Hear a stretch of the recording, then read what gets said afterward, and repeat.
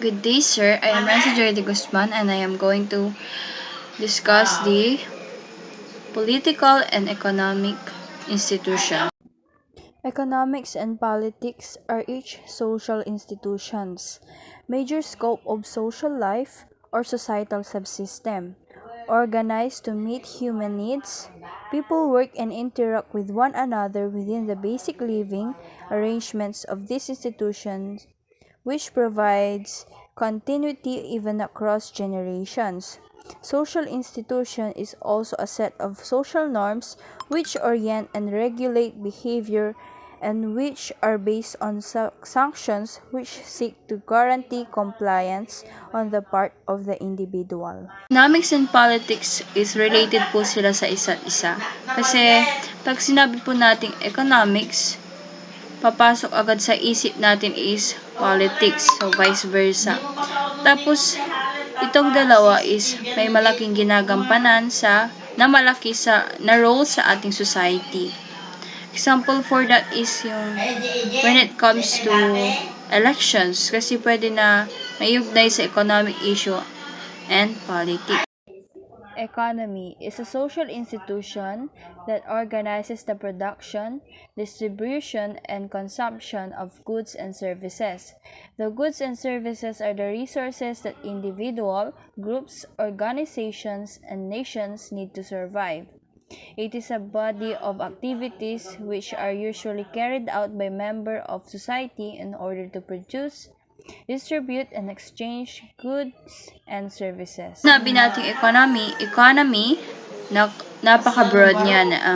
May mga types din kasi yun, pero pag economy in general, it talks about making and trading things of value. Kasi it's either physical things or things done by people. In economics, the term economic institution has a broad meaning. In some economic discussion, it has been interchangeably used with another term, financial institution. Both terms are closely related but they hardly refer to similar thing. In contrast with financial institution which refers to establishments that provide financial services like banks, economic institution refers to any institution that is a play in an economic. This includes manufacturers, traders, consumers, as well as regulators of an economy. As I've said earlier, economy has a broad meaning. Nahati din siya sa financial institution which means from the word itself, finance. So, dito engage yung mga malalaking transactions such as deposits, loans, investments, ganun. While economic institution deals with the arrangements and structures that are part of the culture or society. Example, competitive markets, the banking system, kids allowance. So, dun pa lang mapapansin na yung pagkakaiba ng dalawa. So, fifth life. So, na-discuss ko na yung meaning ng economic institution sa slide 4. So, basahin na lang natin yung meaning ng economic institution. Economic institutions.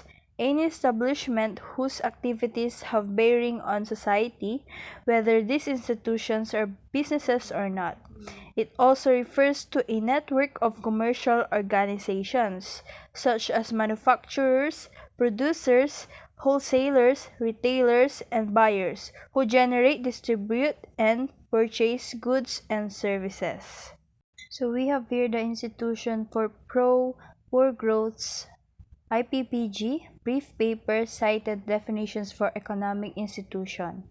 Number 1. Essentially, institutions are durable systems of established and embedded social rules and conventions that structure social interactions.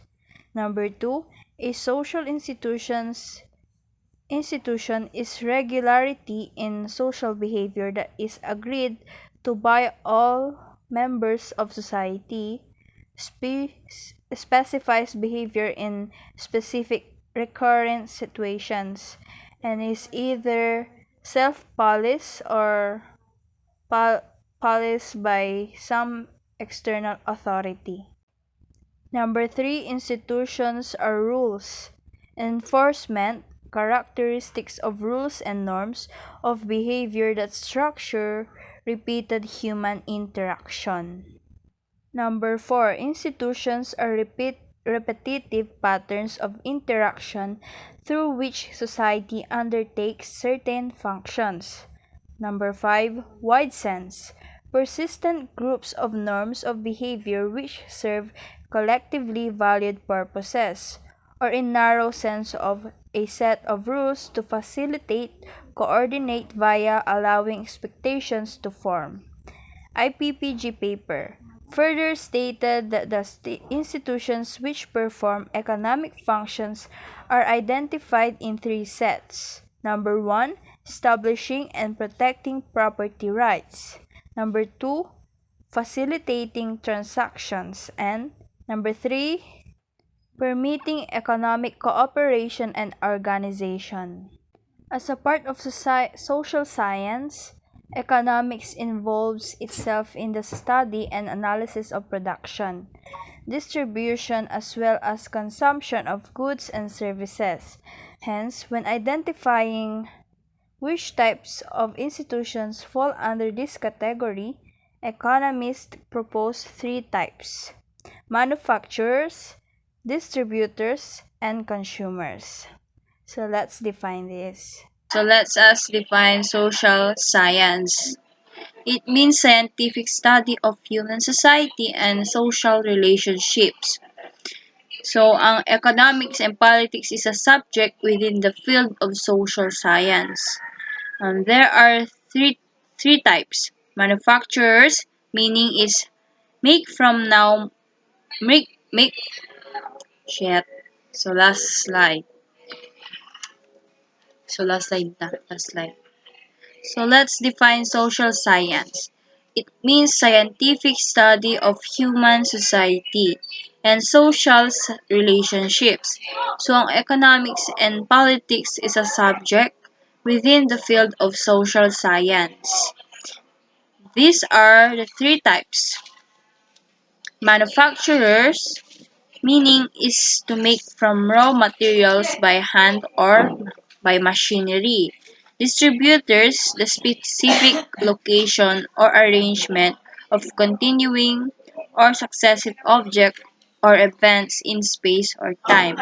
While consumers is the person or a group who intends to order or they are the people who buy or use the goods. Thank you.